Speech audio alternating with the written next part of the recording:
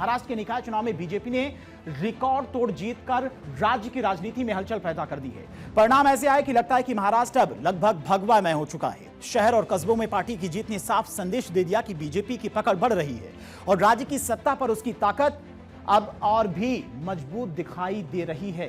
BMC चुनाव में जिस तरह के नतीजे सामने आए, उसने बीजेपी के कार्यकर्ताओं का उत्साह काफी ज्यादा बढ़ा दिया है। चूंकि निकाय चुनाव में बीजेपी ने इस बार हिंदुत्व और विकास का ऐसा मिश्रण पेश किया कि विपक्ष का सुपड़ा करीब करीब साफ हो गया। शहर हो या फिर गांव, मतदाताओं ने पार्टी के इस जोड़े हुए संदेश को अपनाया और चुनाव में उसकी जीत को ऐतिहासिक बना दिया। और यह न सिर्फ पार्टी की राजनीति की ताकत दिखाता है, बल्कि महाराष्ट्र की राजनीति में आने वाले समय के लिए भी एक स्पष्ट संदेश है। बीजेपी की पकड़ अब और मजबूत होती हुई दिखाई दे रही है और इसी वजह से वहां पर अन्य विपक्षी दलों की टेंशन काफी ज्यादा बढ़ी हुई है, क्योंकि जिस तरह की बीएमसी चुनाव में नतीजे सामने आए हैं उसने सबको हैरान कर दिया है। और ऐसा क्यों कह रहे हैं, तो कुछ आंकड़े भी आपको दिखाते हैं और उन आंकड़ों से पता चलेगा कि महाराष्ट्र में बीजेपी की जबरदस्त जो जीत हुई है, इसके पीछे क्या कुछ बीजेपी की रणनीति रही है, क्यों ये जीत काफी ज्यादा अहम मानी जा रही है और क्यों महाराष्ट्र इस वक्त भगवामय हो चुका है। आपको बताते हैं क्या कुछ रणनीति रही इस जीत में। महाराष्ट्र व भगवा में साल 2026 की अगर बात करते हैं तो नगर निगम 29, बीजेपी जीती है 25, यानी कि बीजेपी के सहयोगियों की भी सीट इसमें है। स्ट्राइक रेट की बात करें तो आप देखिए 86.20% बीएमसी में पहले नंबर की पार्टी इस वक्त बीजेपी बनी है, यानी कि स्ट्राइक रेट आप देखिए कितना बढ़ गया है। साल 2017 की अगर बात करते हैं तो नगर निगम 27, बीजेपी सिर्फ 15 सीटें ही जीती थी। स्ट्राइक रेट तब क्या था बीजेपी का 55.55% के आसपास। बीएमसी में तब के वक्त दूसरे नंबर की पार्टी थी, लेकिन अब इस वक्त महाराष्ट्र में बीजेपी पहले नंबर की पार्टी बन चुकी है और इसी वजह से माना जा रहा है कि इस बार का जो मेयर बनेगा बीएमसी का वो बीजेपी से हो सकता है। हालांकि इसको लेकर लगातार बैठकें भी चल रही हैं।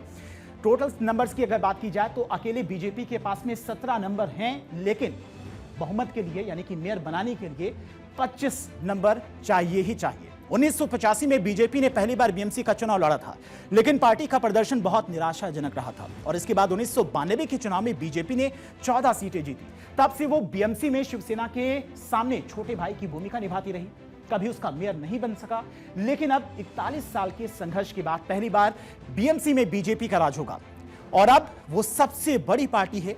पिछले करीब 3 दशक से बीएमसी पर ठाकरे परिवार की बादशाहत कायम थी, लेकिन इस बार वो बादशाहत खत्म हो गई है और माना जा रहा है कि निकाय चुनाव में महायुति गठबंधन की शानदार जीत के बाद मुंबई के कई इलाकों में मुख्यमंत्री देवेंद्र फडणवीस को महाराष्ट्र का धुरंधर बताते हुए बड़े बड़े बैनर्स और पोस्टर्स भी लगाए गए। ये बैनर आप पोस्टर देखिए, देवेंद्र फडणवीस के लिए ये पोस्टर लगाए गए हैं। वहां के कार्यकर्ताओं ने जो मेहनत की थी, उस मेहनत का जब परिणाम सामने आया तो बीजेपी के कार्यकर्ता भी उत्साहित हैं। ये पोस्टर आप देखिए, महाराष्ट्र में कई जगहों पर इस तरह के पोस्टर आपको दिखे हुए नजर आएंगे, जिसमें बीजेपी के कार्यकर्ता महाराष्ट्र का धुरंधर कहते हुए नजर आ रहे हैं देवेंद्र फडणवीस को।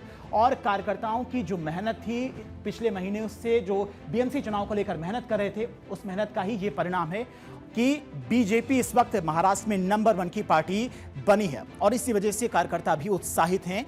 मलाडा, कांदीवली समेत शहर के तमाम चौराहों और इलाकों में पोस्टर लगाए गए हैं, जिनमें देवा भाव यानी कि देवेंद्र फडणवीस की राजनीतिक जीत और मजबूत नेतृत्व को खासतौर पर दिखाया गया है। निकाय चुनाव में बीजेपी ने अपनी बादशाहत कायम रखते हुए राज्य की राजनीति में फिर से दबदबा दिखा दिया है। शहर और कस्बों में पार्टी की जीत ने साफ संकेत दिया है कि महाराष्ट्र में सत्ता की नब्ज अब भी बीजेपी के हाथों में धड़क रही है।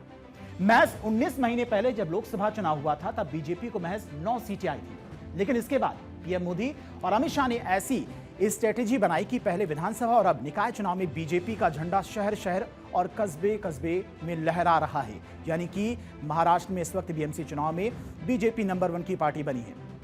अगर बात की जाए 2869 सीटों के परिणाम की, तो यहां पर बीजेपी सबसे ज्यादा नंबर से लेकर आई, यानी कि 1441 सीटों पर बीजेपी के कैंडिडेट्स ने जीत दर्ज की है। शिवसेना की बात की जाए तो 405 सीटें जीती है। शिवसेना यूबीटी यानी कि उद्धव ठाकरे की पार्टी की बात की जाए तो 154 सीटें ही जीत सकी है। इसके अलावा कांग्रेस की अगर बात की जाए तो कांग्रेस 318 सीटें जीतने में कामयाब रही है।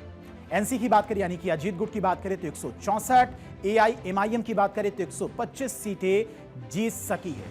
और सबसे ज्यादा सीटें महाराष्ट्र में हर तरफ बीजेपी के कार्यकर्ता जश्न मना रहे क्योंकि सबसे ज्यादा सीटें जीते हैं। खुशी व्यक्त कर रहे हैं। मुख्यमंत्री देवेंद्र फडणवीस ने भी खुशी व्यक्त की है। क्या कुछ मुख्यमंत्री की तरफ से इस जीत के बाद कहा गया वो भी आपको सुना।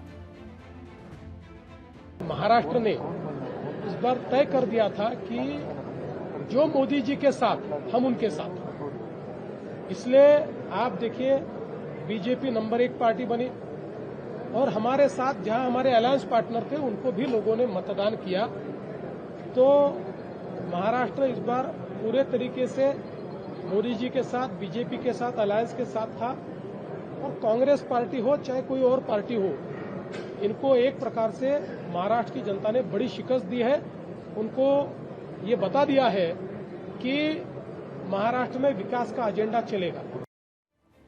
सीएम देवेंद्र फडणवीस इस चुनाव में धुरंधर साबित हुए हैं। चुनाव प्रचार के दौरान उन्होंने दावा किया था कि बीएमसी में बीजेपी 100 से अधिक सीटें जीतेगी और बीजेपी 89 सीटें जीतने में सफल रही है। वहीं पहली बार बीएमसी का मेयर महायुति का होने जा रहा है। 2017 में अकेले लड़ते हुए बीजेपी ने 82 सीटें जीती थी, लेकिन इस बार सबसे बड़ी पार्टी बनकर उभरी और बीएमसी के परिणाम आने के बाद मुंबई आज एक्शन पैक्ड दिखाई दे रहा है।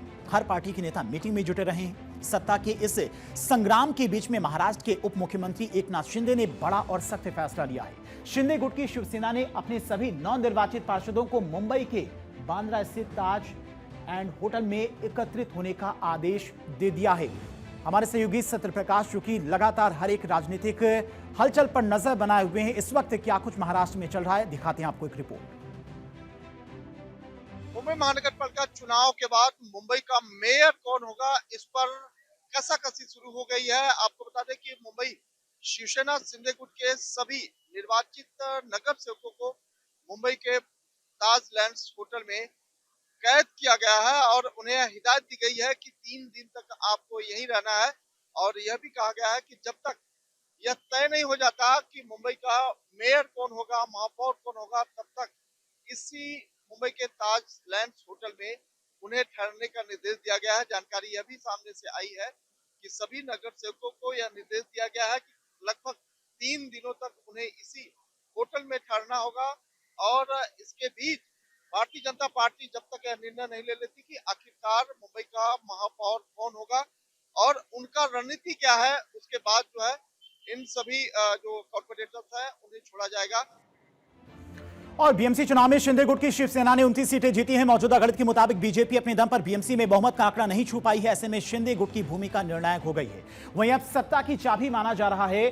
दरअसल उद्धव ठाकरे की पार्टी के 65 उम्मीदवार जीते हैं और नंबर 2 की पार्टी बनी है। उद्धव ठाकरे ने आज नवनिर्वाचित पार्षदों के साथ में मीटिंग की और उन्होंने इशारों में एकनाथ शिंदे पर निशाना साधा। उनकी तरफ से क्या कुछ कहा गया है वो भी आपको बताते हैं। दरअसल उनकी तरफ से कहा गया कि बीएमसी का मेयर बनाना मेरा सपना है। अगर भगवान ने चाहा तो ये होगा।